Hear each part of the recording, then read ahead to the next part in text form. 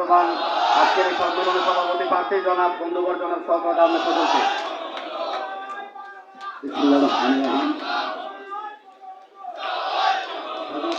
পরিষদের দ্বিতীয় দ্বিবার্ষিক সম্মেলনে আজকে এখানে উপস্থিত আছেন বিশেষ অতিথি হিসেবে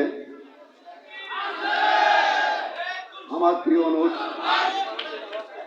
ঢাকা বিশ্ববিদ্যালয় ছাত্রলীগের রাজনীতিতে প্রিয় সহযোদ্ধা এইচএম বদিউজ্জামান সোহাগ, সাবেক সভাপতি বাংলাদেশ ছাত্রলীগ এমপি,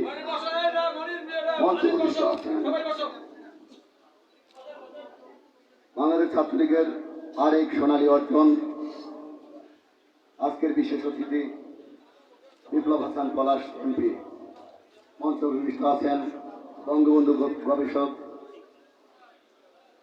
মেজর অবসরপ্রাপ্ত হাফিজুর রহমান। আজকের এই সম্মেলন সভাপতি করছেন স্বাধীনতা ব্যাংকার্স পরিষদ কেন্দ্রীয় নির্বাহী সংসদের সংগ্রামী আহ্বায়ক আবু জাফর মোহাম্মদ মহিউদ্দিন। মঞ্চ উপবিষ্ট আছেন যার নেতৃত্বে এই সংগঠন শুরু হয়েছিল,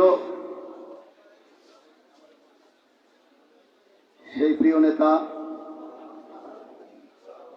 আমার সারথি।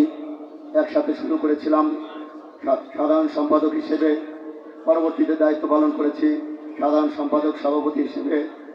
স্বাধীনতা ব্যাংকার্স পরিষদের আজকের যে অবস্থানে নিয়ে এসেছেন আমার সারথি, স্বাধীনতা ব্যাংকার্স পরিষদের দুইবারের সফল সাধারণ সম্পাদক বন্ধুবর সাব্বির আহমেদ শিমুল সহ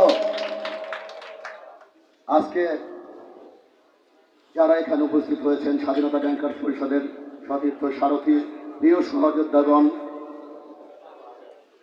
বক্তব্য দেওয়ার কিছু নাই, আমি সফল কিনা ব্যর্থ সেই দায়ভার আপনাদের।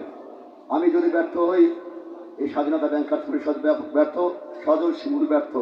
আজকে এখানে যারা ক্যান্ডিডেট হিসেবে অনেকে না দু একজন হয়তো আমাদেরকে ব্যর্থতার দায়ভার চাপাতে চেয়েছেন। আপনারা আজকে যারা এখানে দাঁড়িয়ে বড় বড় কথা বলে গেলেন, এখানে যারা উপস্থিত হয়েছেন, বাংলাদেশের আনাচে কানাচে প্রত্যেকটা জেলায় জেলায় আজকে যে স্বাধীনতা ব্যাংকার্স পরিষদ ছড়িয়ে পড়েছে সেটা সজল শিমুলের নেতৃত্বেই এবং প্রাতিষ্ঠানিক কমিটির সভাপতি সাধারণ সম্পাদকের নেতৃত্বে, তাদের যোগ্য নেতৃত্বেই আজকে স্বাধীনতা ব্যাংকার্স পরিষদের এই পরিণত। আর আপনারা যাদেরকে দেখছেন, আমার একসময় সহযোদ্ধা, ছাত্রলীগের সহযোদ্ধা, আজকের এমপি বদিউজ্জামান সোহাগ বলতেছিল যারা চলে গেছে কে কে। আমি বললাম একটা তোমার এক বন্ধুর ভাই, কারণ তাকে আমি ছাত্রলীগ পরিচয় দিতে পারি না। ছাত্রলীগ পরিচয় দিলে সোহাগ সেটা জানে যে আমরা কারা রাজনীতি করেছি। আজকে আমরা যারাই এখানে ছাত্রলীগের বড় বড় নেতা পরিচয় করে দিই, অন্তত সোহাগ এবং বিপ্লবকে পরিচয় করে দিতে হবে না বিরোধী দলে কারা রাজনীতি করেছে। আরেকজনের কথা বলেছি, সেটা ব্যাকুলকে চিনে, ব্যাকুল ছাত্রলীগের ছিল। অতএব এই দুইজনের বাইরে কেউ নাই। আপনাদের বিভ্রান্ত হওয়ার সুযোগ নাই, বিভ্রান্ত হওয়ার কোনো সুযোগ নাই। আমরা কি করেছি না করেছি আপনারা জানেন। রাষ্ট্রায়ত্ত ব্যাংকের মধ্যে একমাত্র রূপালী ব্যাংকে জিপিএফ প্রথা চালু ছিল। আজকের সোনালী ব্যাংক, জনতা ব্যাংক, অগ্রণী ব্যাংক, বিডিবিএল কোথাও জিপিএফ প্রথা চালু ছিল না।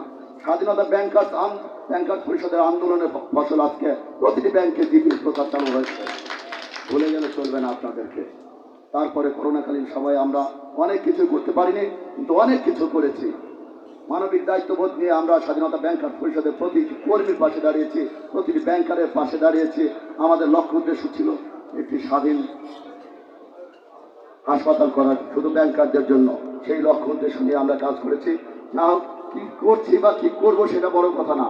আমি শওকত হোসেন সজল আপনাদের পাশে দাঁড়ানোর জন্য, ঐক্যবদ্ধ স্বাধীনতা ব্যাংকার্স পরিষদের জন্য, স্বাধীনতা ব্যাংকার্স পরিষদের একবারে প্রথম নামটি যার মুখ থেকে উচ্চারিত হয়েছিল আমি সেই শওকত হোসেন সজল। সেদিন সাথে ছিল আজকের সাব্বির আহমেদ শিমুল, মারুফজামান কল্লোল, জাকির হোসেন, শঙ্কর তালুকদার, আমার বাংলাদেশ ব্যাংকের মনসুর আহমেদ রানি, আমাদের ফরিদ আহমেদ জুয়েল সহ গুটি কয়েক নেতা। আজকে হয়তো অনেকে আমরা বড় বড় কথা বলতে পারি, সেই লক্ষ্যে এবং সেই উদ্দেশ্যে আমি কোনো কথা বলবো না। আমি আপনাদের উদ্দেশ্যে বলছি, স্বাধীনতা ব্যাংকার্স পরিষদকে এক রাখতে এক ঠিকানায় রাখতে আমি শওকত হোসেন সজল আবারও সভাপতি প্রার্থী হয়েছি। দায়ভার আপনাদের উপরে ছেড়ে গেলাম, কাকে নেতৃত্ব নির্বাচন করবেন। কিন্তু আমি একটি কথা বলবো যে লক্ষ্য উদ্দেশ্য নিয়ে স্বাধীনতা ব্যাংকার্স পরিষদ গঠিত হয়েছিল, বঙ্গবন্ধুর আদর্শকে ব্যাংকিং পাড়ায় ছড়িয়ে দেওয়ার জন্য, বঙ্গবন্ধুর আদর্শকে ধারণ যারা করে, যারা ছাত্রলীগের সাবেক নেতাকর্মী, তাদেরকে একসাথে করার জন্য সেই লক্ষ্য উদ্দেশ্য নিয়ে আমরা কাজ করে গেছি এবং আমরা এখনো আছি। সেই লক্ষ্য উদ্দেশ্য নিয়ে কাজ করার অনেক সুযোগ আছে। আমি বেশিক্ষণ সেটা বলবো না। প্রতিটি ব্যাংকে আপনারা জানেন কমপক্ষে 2 থেকে 3 জন ডিএমডি আছেন রূপালী ব্যাংকের। ব্যক্তিগতভাবে তাদের সাথে যেমন সখ্যতা হয়েছে, সেই সখ্যতা অদূর থেকে আমি প্রত্যেকটি ব্যাংকারের পাশে দাঁড়ানোর চেষ্টা করব। কাজ হোক বা না হোক, আমি নেতা নির্বাচিত হই না হই, এই সংগঠন যতদিন থাকবে, আমি যতদিন চাকরিতে থাকবো, আমি যতদিন পর্যন্ত বেঁচে থাকবো, আপনাদের পাশে থাকবো। আমি সাবেক হয়ে গেল আপনাদের পাশে থাকবো। এটা আমার আত্মিক অনুভূতি, ভালোবাসার নাম স্বাধীনতা ব্যাংকার্স পরিষদ। ধন্যবাদ সকলকে। জয় বাংলা, জয় বঙ্গবন্ধু, জয় হোক স্বাধীনতা ব্যাংকার্স পরিষদের। ধন্যবাদ জনাব শওকত হোসেন সজলকে তার মূল্যবান বক্তব্য প্রদানের জন্য। আমি